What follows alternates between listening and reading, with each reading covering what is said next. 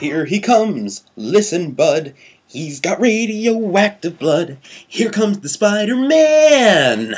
The Amazing Spider-Man, directed by Mark Webb. I will say the one thing about Spider-Man, this movie, is that it was always a giant experiment with me. It could either go good, it could either go bad. Either way, I'm just like, it'll be fun to see none the least. When I saw the movie, that's exactly how I felt about it. I thought Andrew Garfield nailed this version of Peter Parker. He was really awkward, he was nerdy, he was dorky, he was just kind of creepy sometimes, but you know, that's how you would be if you were that character. And actually, a lot of stuff happens in this movie where, you know, at the end, Spider-Man really isn't being Spider-Man for the right reasons. He's actually looking for revenge. He almost loses the girl that he loves. This could have been a story about where he's Spider-Man, but he's really just fighting for all the wrong reasons and just has a sucky life. And that would have actually been really bold, I think, no matter what this movie did for a superhero movie, because there's not a lot of superhero movies that do that. But no, they actually had to go and kind of blatantly, but not even blatantly, just vaguely kind of show that he's fighting for the people with no true character motivation for doing so,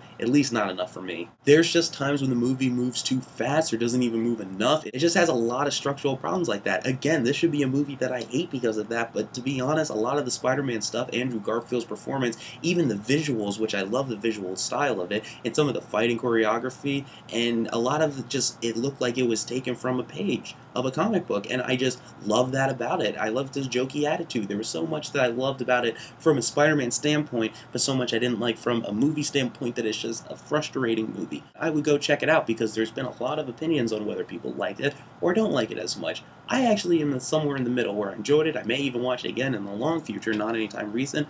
That's Amazing Spider-Man, and that's a wrap.